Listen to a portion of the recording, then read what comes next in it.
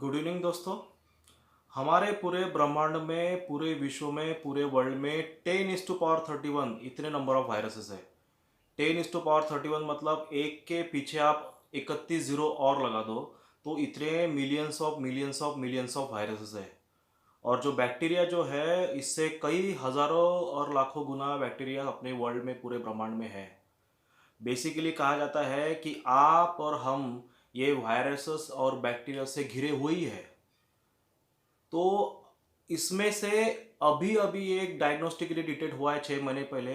तो उसका नाम दिया गया है कोविड 19। तो कोविड 19 ये बेसिकली कोरोना वायरस के फैमिली से बिलोंग करता है और जो कि ये 2019 दिसंबर में डिटेक्ट हुआ था वुहान शहर के चाइना में। तो इसका नाम दिया गया कोरोना वायरस डिसीज मतलब कोविड 19। आज के डेट में पॉजिटिव वर्ड ये सुनने में ही बहुत खतरनाक लगता है। खास करके ये अगर पॉजिटिव वर्ड अगर कोरोना के सामने जोड़ा दिया गया, पॉजिटिव कोरोना या कोरोना पॉजिटिव, तो एक मन में एक थोड़ा डर बैठने लगता है और एक थोड़ा सुनने में बहुत खतरनाक लगता है। तो आज के वीडियो में हम देखेंगे कि ये कोरोना पॉजिटिव या निगेटिव मतलब क्या है और उसको नेचुरली कैसे क्योर किया जा सकता है। Welcome to my new YouTube channel enhance naturally. देखिए, फिलहाल इंडिया में ये दो टेस्ट चल रही है। एक का नाम है RT-PCR टेस्ट और दूसरा है रैपिड एंटीबॉडी टेस्ट। ये दोनों टेस्ट से पता चलेगा आपको कि आप कोरोना पॉजिटिव है या कोरोना नेगेटिव है। रैपिड एंटीबॉडी के टेस्ट के मुकाबले ये RT-PCR टेस्ट ज़्यादा इफ़िशिएंट है। और RT-PCR टेस्ट मतलब polymerase chain reaction. RT-PCR test में आपके बॉडी में कोरोना वायरस का RNA डिटेक्ट होता है। RNA मतलब ये वायरस का एक जीनोम पर्टिकुलरली। तो आपके बॉडी में अगर वो RNA है तो उसमें बोला गया कि आप कोरोना पॉजिटिव है, अगर नहीं है तो कोरोना नेगेटिव है। अब एक सिंपल सा एक बताना चाहता हूँ कि अगर आपके बॉडी में वो कोरोना वायरस का RNA पाया गया है तो इसका मतलब ये नहीं है कि आपको कोरोना वायरस से एक बहुत बड़ी मतलब आप कोरोना वायरस से संक्रमित हो चुके हो, आपको बहुत बड़ी एक गंभीर स्वरूप की बीमारी हो चुकी है।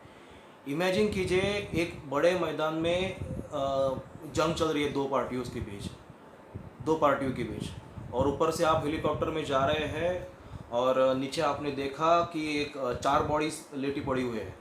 अब वो चार बॉडी जो है वो जिंदा है या मूर्छित पड़ी है या फिर वो मर गए हैं, आपको नहीं पता, लेकिन आप कह रहे हैं कि वो चार बॉडी है। सेम केस RT-PCR टेस्ट में, खाली वो RT-PCR टेस्ट में आपके बॉडी में वो कोरोना वायरस का RNA डिटेक्ट होता है। इसका मतलब ये नहीं है कि आपको कोरोना वायरस के गंभीर स्वरूप की बीमारी आपको लग चुकी है। वो RNA इनएक्टिव भी हो सकता है या फिर RNA का एक आधा स्ट्रैंड मिल सकता है, RNA का हाथ पैर मिल सकता है, सिंपल RNA डिटेक्ट होता है। तो based on symptoms doctor full consultation के साथ आगे बढ़ते हैं उनकी प्रक्रिया गवर्नमेंट के गाइडलाइन अनुसार कि आपको सेल्फ आइसोलेट करना चाहिए कि या फिर मेडिकल में हॉस्पिटल में आपको एडमिट करना चाहिए। तो बेस्ड ऑन सिम्टम्स वो आगे बढ़ते हैं, वो ये टेस्ट पे पूरी रिलाय एकदम से नहीं करते। तो बेस्ड ऑन सिम्टम्स भी दो टाइप के पेशेंट इसमें डिवाइड किए हैं, एक है असिम्टोमेटिक और एक सिम्टोमेटिक। अगर आपके बॉडी में RNA प्रेजेंट है कोरोना वायरस का, आपका टेस्ट कोरोना पॉजिटिव आ गया है और आपको सिम्टम्स नहीं है तो आप असिम्टोमेटिक है। अगर आपका टेस्ट जो है वो कोरोना पॉजिटिव आ गया है तो आपको गवर्नमेंट के गाइडलाइन अनुसार आपको सेल्फ आइसोलेट कर लेना चाहिए। अगर आपको सिम्टम्स नहीं है, असिम्टोमेटिक पेशेंट है, अगर वो 2 से 14 दिन तक मतलब टोटल 14 डेज तक आपको कोई भी सिम्टम्स नज़र आते नहीं है तो 15वें दिन के 15वें डे के लिए आप बोल सकते हैं कि आप वो कोरोना वायरस से रिकवर हो चुके हैं 15वें डे के लिए खाली। इसका मतलब ये नहीं है कि आपको आगे चल के कोरोना नहीं होगा। सेम केस सिम्टम्स में, अगर आपको सिम्टम्स आते हैं, कोरोना पॉजिटिव आता है तो गवर्नमेंट की गाइडलाइन अनुसार आपको डॉक्टर की कंसल्टेशन की ज़रूरत है। अब बात करेंगे दूसरे टेस्ट की, रैपिड एंटीजन टेस्ट की। देखिए, कोई भी फॉरेन मटेरियल, कोई भी foreign virus material, antigen material आपके बॉडी में जब एंटर करता है तो उसको कॉम्पीट करने के लिए हमारी बॉडी एक एंटीबॉडीज़ प्रोड्यूस करती है। तो अगर ब्लड सैंपल में आपकी बॉडी में एंटीबॉडीज़ पाई गई तो उसके भी दो अंडरस्टैंडिंग होते हैं। एक तो आपके बॉडी में सच में कोरोना वायरस है या फिर आपके बॉडी में कोरोना वायरस आके चला भी गया। और आपके बॉडी में उसको कम्बैट करने एंटीबॉडीज अभी भी मौजूद है। ये बहुत बड़ी एक अच्छी न्यूज़ है।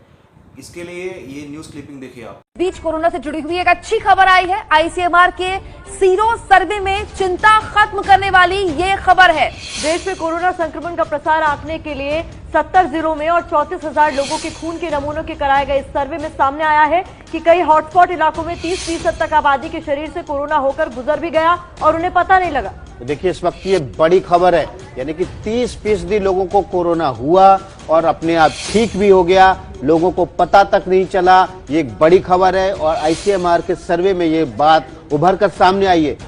ये जो मैंने क्लिप दिखाई है, ये जो न्यूज़ है वो कम से कम 1-1.5 महीने पहले पुरानी है।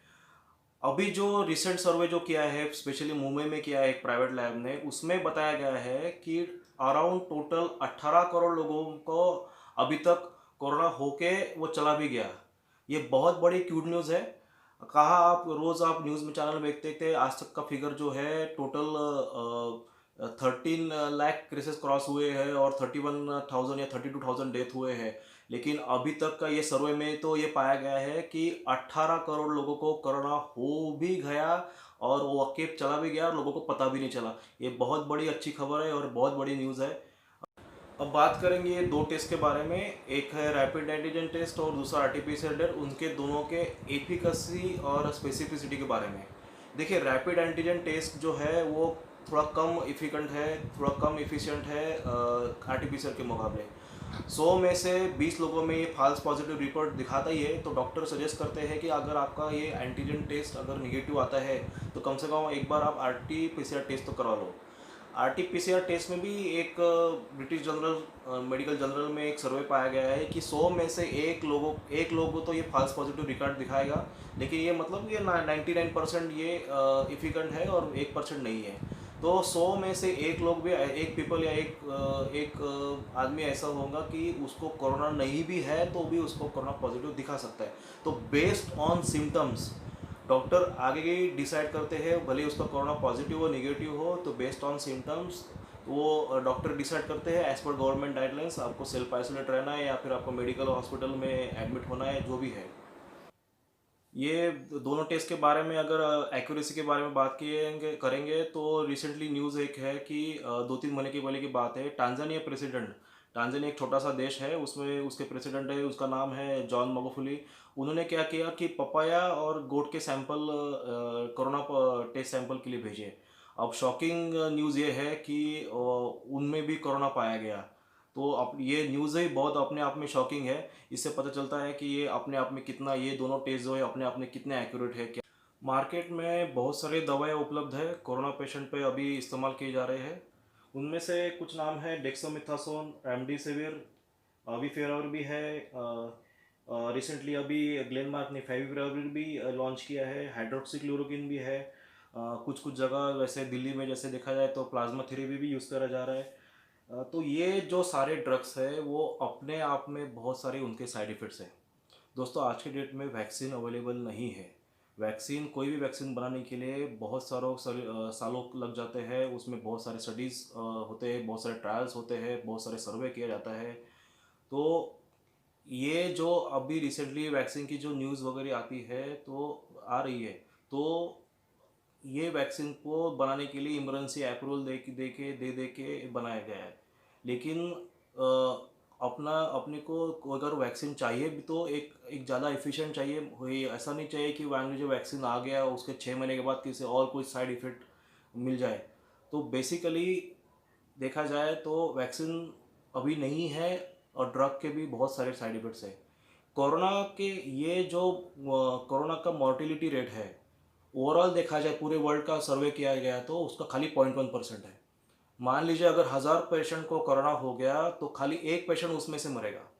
उससे ज़्यादा खतरनाक तो टीबी है, उसमें 1000 में से कम 50 लोग मरते हैं। और टीबी का वैक्सीन होने के बावजूद भी टीबी के उससे कई जना 50 टाइम्स ज़्यादा लोग मरते हैं उसमें। जबकि कोरोना में खाली एक कंडीशन है जो कि 1000 में से एक लोग, यानी 0.1% मॉर्टिलिटी रेट है। तो सवाल आपके मन में आएगा कि इतने सारे डेथ्स क्यों हो रहे हैं। ये जो डेथ है ये कोरोना के वजह से नहीं हो रहा है। ये जो डेथ हो रहा है जो लोगों में ऑलरेडी कोई कोमॉर्बिड डिसीज़ ऑलरेडी पाई गई है। जैसे कि कोई बीपी है, डायबिटीज़ के पेशेंट है, थायराइड है, कोलेस्ट्रॉल के है, या फिर वो अस्थमा का प्रॉब्लम है, या फिर निमोनिया उनको ऑलरेडी कुछ हो चुका रहेगा। तो ये सारे डिसीज़ के वो बहुत सारे सालों से दवाइयाँ भी ले रहे हैं, मेडिसिन ले रहे हैं। तो ये मेडिसिन की वजह से उनका इम्यूनिटी काफ़ी हद तक डाउन हो चुका है, इसलिए उनको कोरोना अफेक्ट कर रहा है। तो बेसिकली ये कोरोना से बचने के लिए अपना इम्यूनिटी स्ट्रांग होना चाहिए। फिर अपना आप इतनी ढाल अपनी इतनी मजबूत बना के रखिए, अपनी बॉडी को इतनी इम्यूनिटी बना के इतनी स्ट्रांग बना के रखिए कि कोई कोरोना या फिर कोरोना के कोई भी नॉर्मल इन्फ्लुएंजा वायरस आगे चल के या फिर आज की डेट में आपको अफेक्ट ना करे।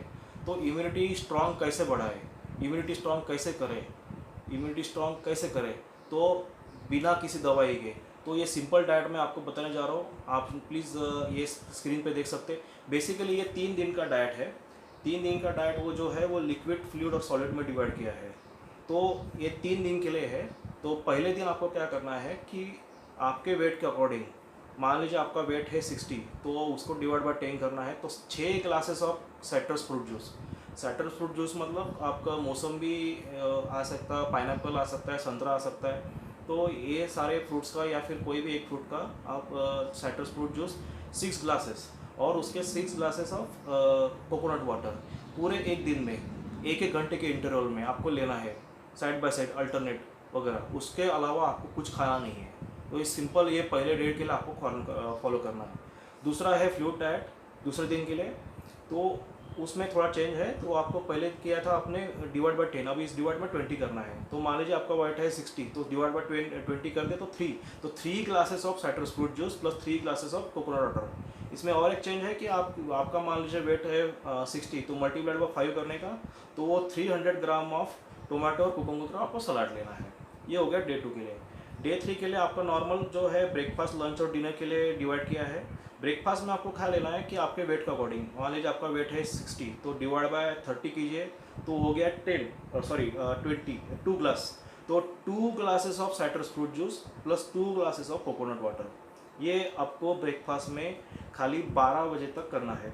लंच में आपको खाली, मान लीजिए आपका वेट है 60, तो मल्टीप्लाइड बाय 5, तो उसको मल्टीप्लाइड करने के बाद आपको जो 300 ग्राम आता है, तो 300 ग्राम ऑफ टोमेटो और कुकुम्बर। शाम को डिनर में आप अपना नॉर्मल लंच खा सकते हैं, जैसे कि रोटी सब्जी, आप जो चावल वगैरह जो खाते हैं आप नॉर्मल खा सकते हैं। तीसरे दिन के अंत में आप शॉक हो जाएंगे, आपका जो फीवर है, आपकी जो बाकी के सिम्टम्स है वो क्योर होना स्टार्ट हो जाएंगे। आपका कोरोना आपकी बॉडी से कब निकल गया आपको पता भी नहीं चलेगा। तो ये जो सिंपल डाइट है, आप अपने इम्यूनिटी को स्ट्रॉन्ग करने के लिए, कोरोना से बचाव करने के लिए आप यूज़ कर सकते हैं। ये जो डाइट है कम से कम 5000 लोगों पे इस्तेमाल ऑलरेडी किया गया है और 95% ऑफ द टोटल पेशेंट्स ये पहले 3 दिन में ही क्योर हो गए हैं। इसके ये डाइट के अलावा आपको और एक चीज़ करने की, आज रात से ही आप पेट के बल सोना सीख लीजिए। देखिए, पेट के बल सोने से आपका पोस्टीरियर और लैटरल व्यू जो है वो खुल जाएंगे, आपकी लंग की कैपेसिटी बढ़ जाएंगी। मेनली कोरोना जो है वो आपके लंग्स के पोस्टीरियर और लैटरल पार्ट पे अफेक्ट करता है।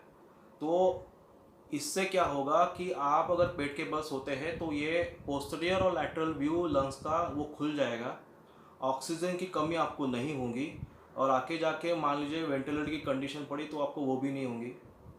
तो ये उसको बोलते हैं प्रोज वेंटिलेशन। तो ये आज रात से ही आप इसका पेट के बल सोने की आदत डाल दीजिए।